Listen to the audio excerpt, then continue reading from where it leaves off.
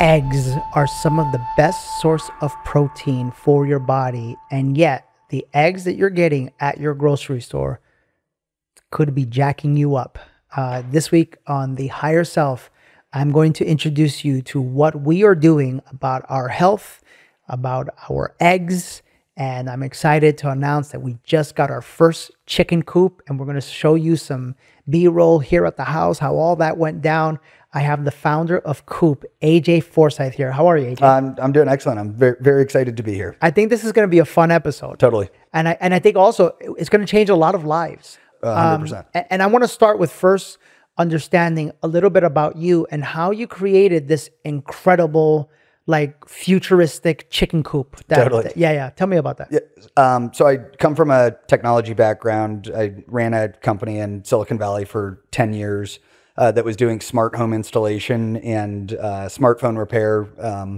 We built it to be nationwide, had a couple thousand technicians, expanded to a couple countries. But throughout this whole time, I was raising backyard chickens in Redwood City, which is a very residential area south of San Francisco. And I had always like dreamt of building a company that's the intersection of smart home technology meets backyard agriculture. And our thesis with Coop is if you make it near effortless with technology to raise chickens, millions of more people are going to do it. And so what's super cool to see is, so we're in full scale production now, shipping to customers, but 59% of the people that order our coops have never raised chickens before. And I got to tell you, dude, like that's why I did it, because I'm not handy. I don't know how to raise chickens, and this thing is just so easy. Totally. And so we what the two, I guess, unique, then there's a lot of unique things about what we're doing, but the two main unique things is we have battery powered cameras in all the coops that do AI and computer vision that say, hey, Danny, the door is open and all the chickens have gotten out for the morning. Or we say, we do a lot of predator detection. So we have about a database of about 6 million images of predators that can say, hey, there's a coyote outside, all chickens are safe and the door is closed. And there's also an automatic door that opens and closes. And so like the dream of the company is like, how do we get millions more people like taking control of their health, raising backyard chickens, and like the benefits, like there's no reason not to raise chickens. And we built it for any backyard. Like, So let's dig into this, AJ, because I like I was telling you earlier, I'm all about just living the absolute best life. And Totally. I don't think that you can live your absolute best life if you are not living in your absolute best body. Totally. And I don't think you can live in your absolute best body if you're not eating the absolute best food. 100%. So let's just start with like normal egg production in America today. Talk to me about it, and talk to me about why when we go to the grocery stores, our eggs are probably not the freshest. Oh, 100%. I could talk for hours on this. So right now in the US, the average American eats about 290 eggs a year. The exact data is 289 eggs a year. So people are eating way more eggs than they realize. And that includes like egg products in batters, cakes, breads, whatever. And the average chicken lays around 270 eggs a year, and there's about 350 egg laying hens in the US, or 350 million egg laying hens. So it's roughly one chicken per person. So how the system works is it's typically 90% of eggs laid are on like large scale industrial agriculture farms. They're definitely not laid on the beautiful prairies that are on these egg cartons.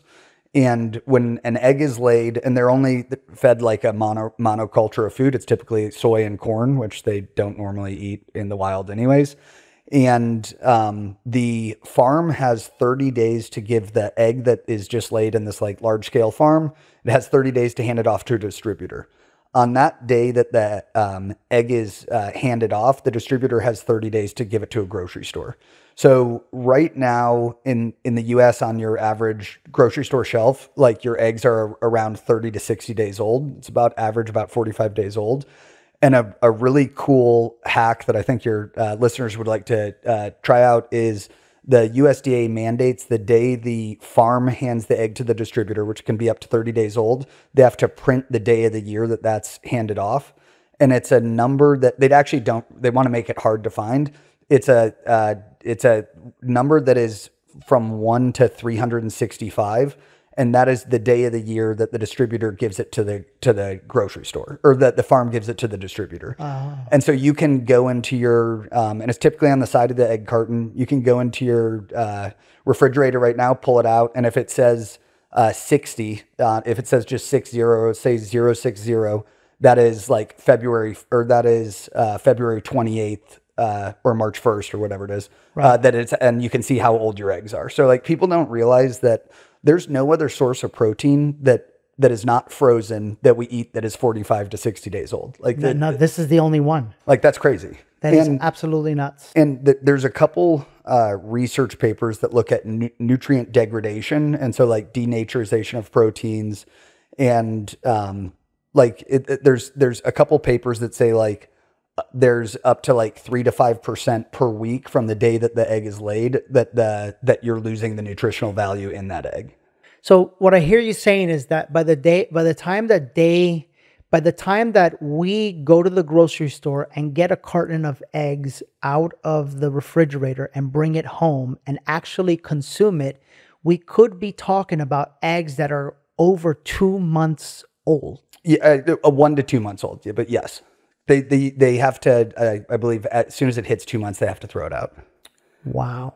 But that's like, would you eat meat that has just been refrigerated for a month or two? Like, no, we wouldn't touch it.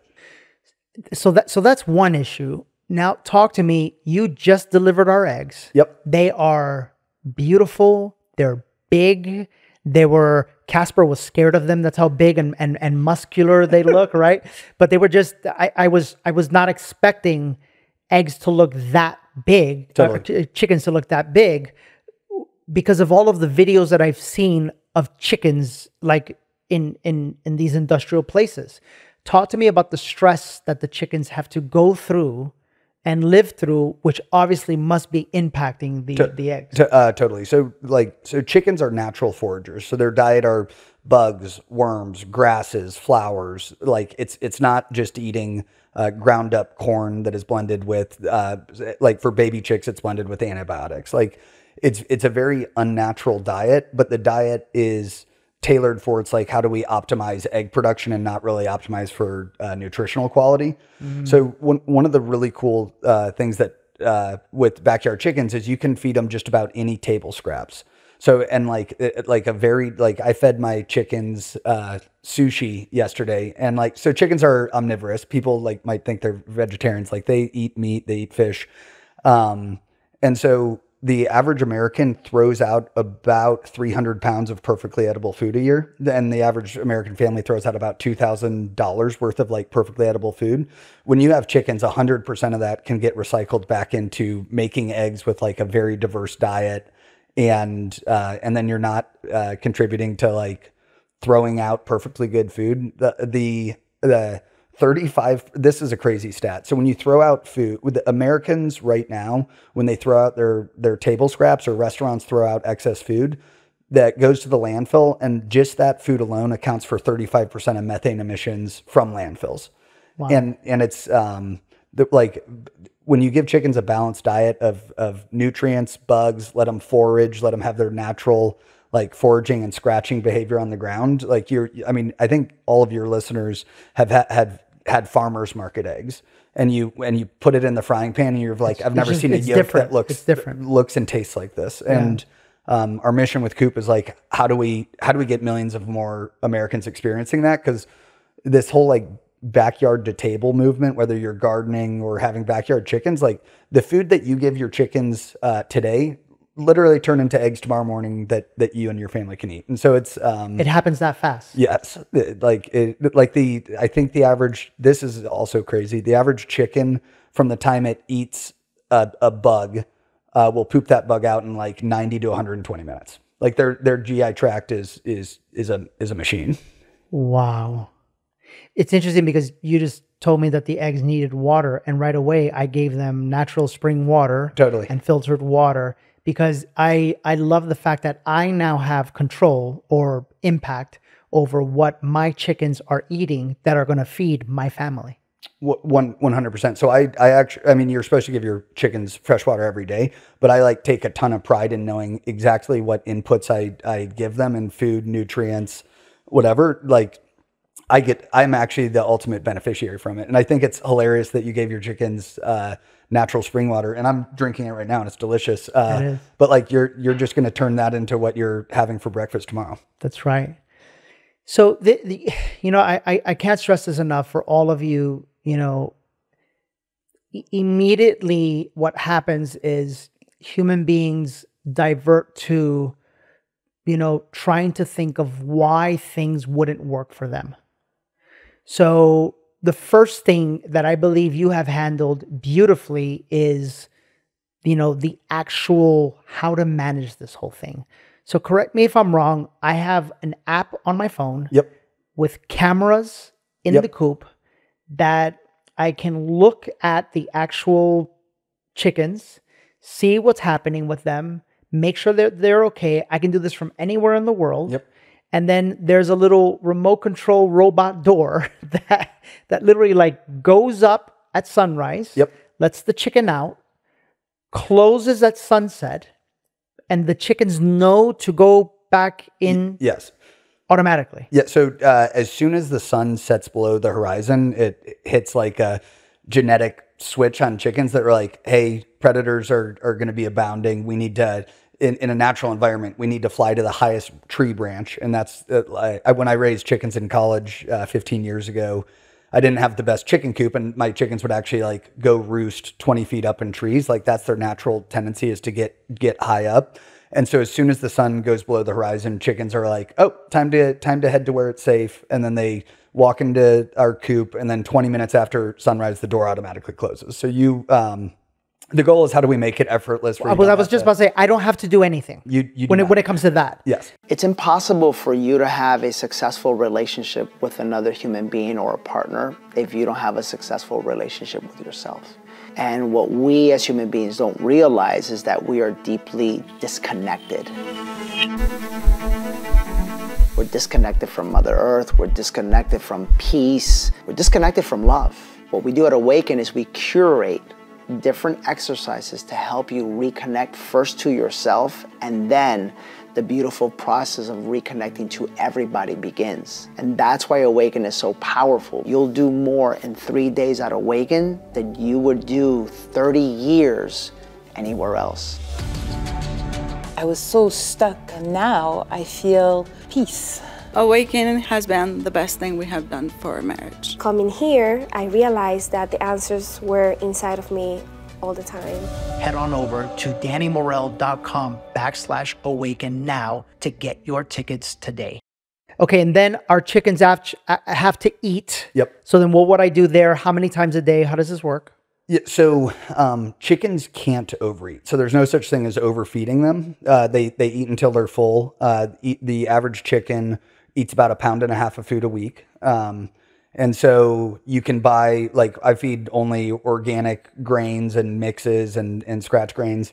I have a gravity feeder that they can go to anytime, get what they want. I try to do like a super varied diet. So you can feed them like flowers, grasses, lettuces. I feed them a ton of spinaches. And they go insane if you give them a salad. Tomatoes, they love anything that's red. But you and Jenna are going to have an absolute blast. Just feeding them all these different varieties of food. You can actually, if you feed them red pepper flakes, chickens can't taste spice. They don't have they don't have the receptors for spice. But if you feed them enough red pepper flakes, you can actually turn your yolks red. And it doesn't, and it gives them nutrition, and they love it. So there's a bunch of, I'm so excited for y'all to be able to experience that, because you don't realize how much food you're actually throwing out, and then suddenly your excess food that you were putting in your body, you can turn it into the world's best protein. That's right. And then it comes back to you the next day. That's right. This is just. It's interesting. I've been on this journey myself. I've shared this quite a few times. I was a vegan for 3.5 years, and I feel like it was part of my journey spiritually to go through that, and it like worked for me, but then it didn't work for me. There were so many health issues that I was having that I, quite frankly, did not want to pay attention to because I had a story in my head about animals, so forth and so on.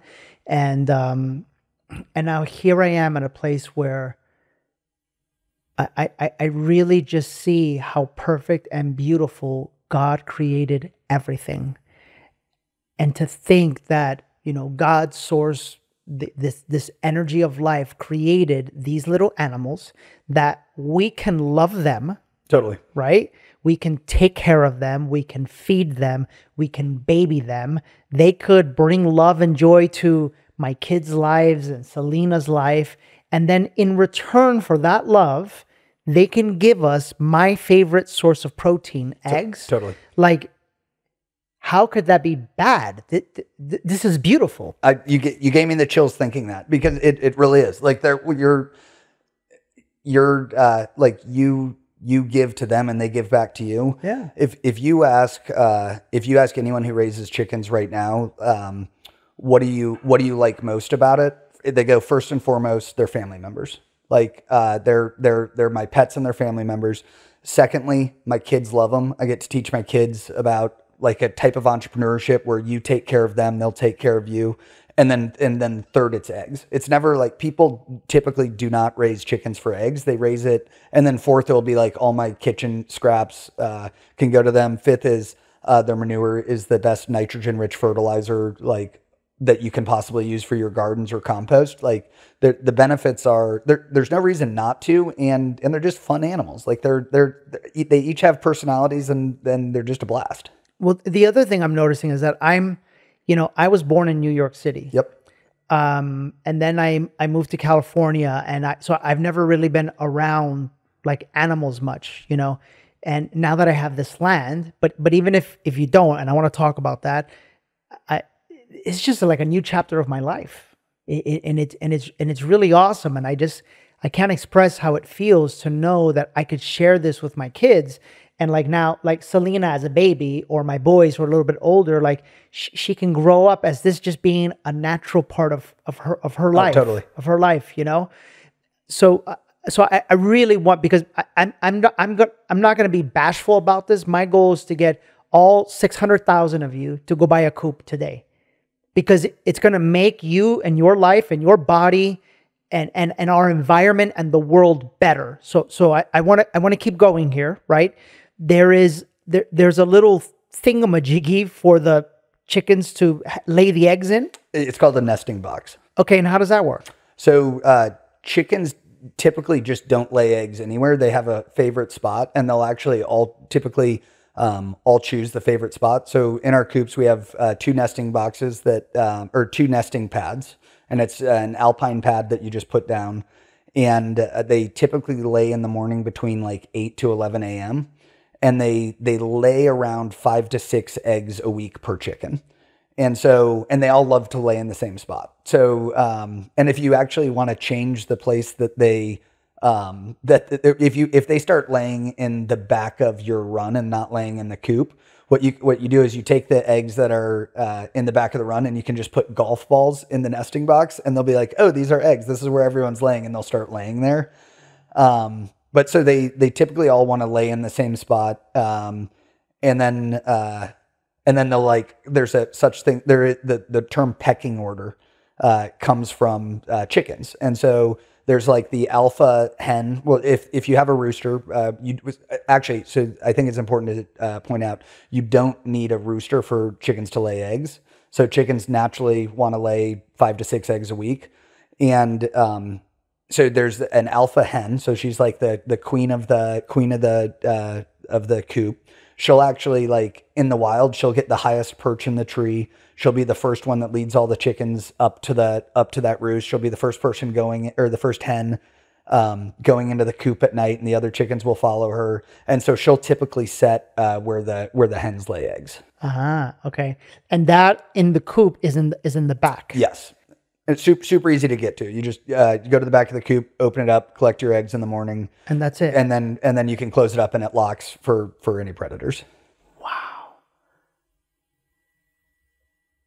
Is there anything else I have to worry about?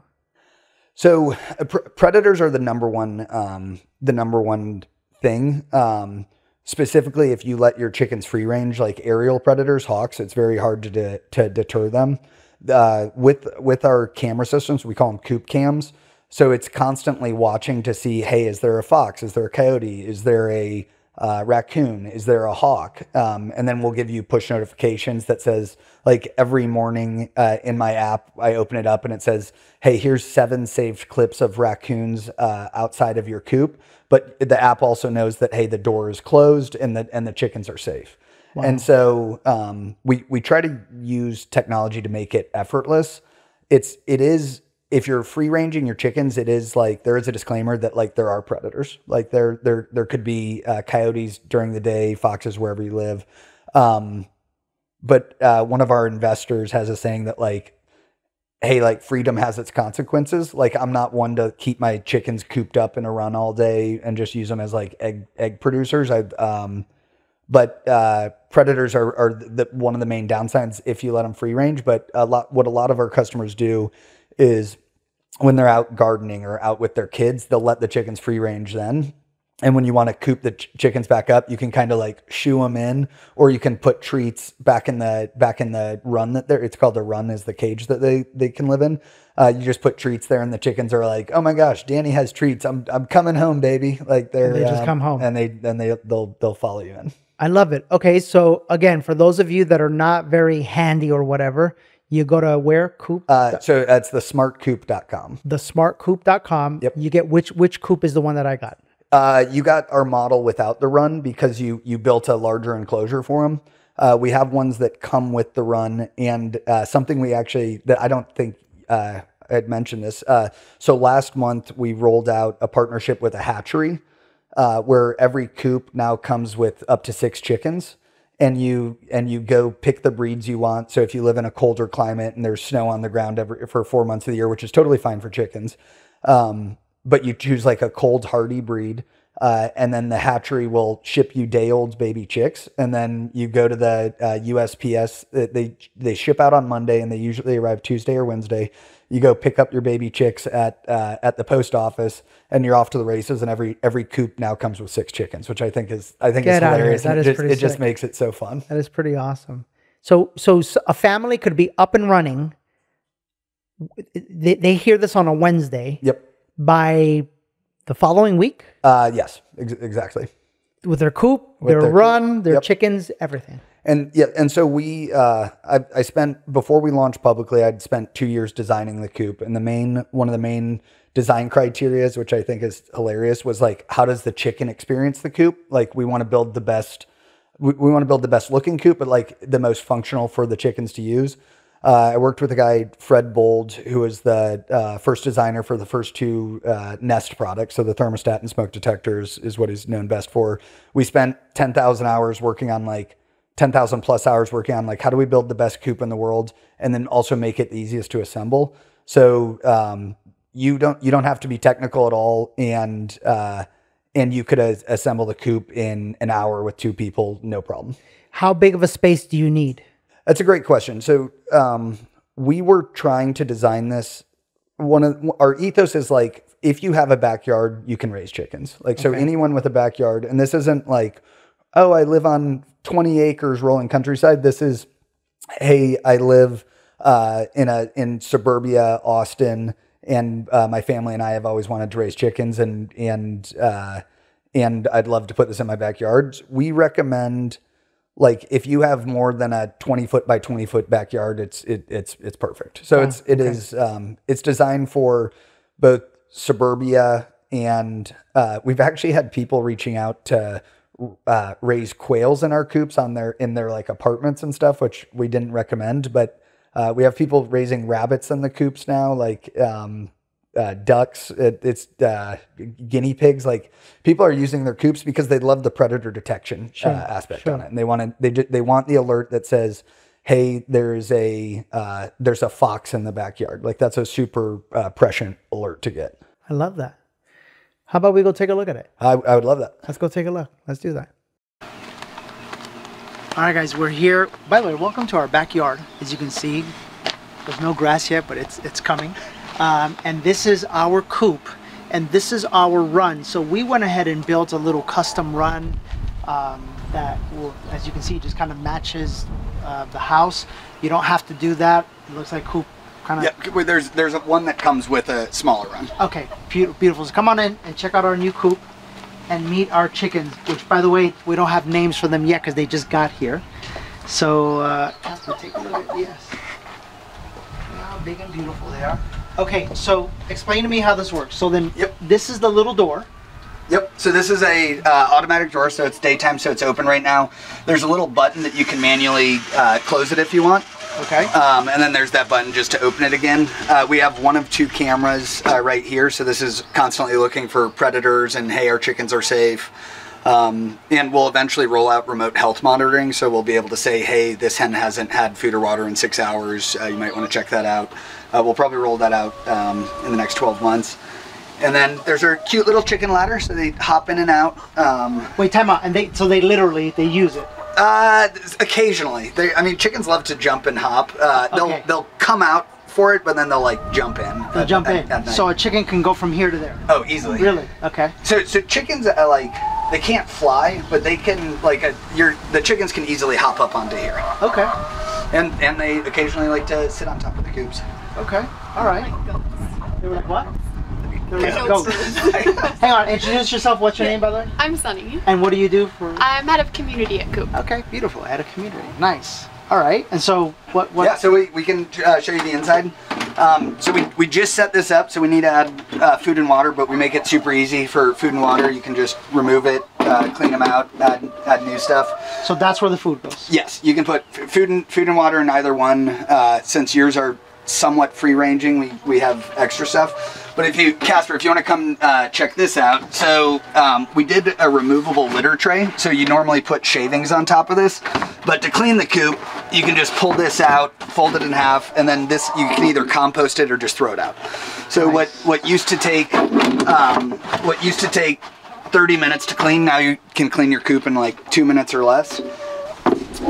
So this is the door. It's battery powered. Batteries last for about a year. So in the morning, that's what the chickens are waiting for, so they love to eat out. Wait, and is that where they? This is where they lay the eggs. So they'll go in there and lay their little eggs. Yep.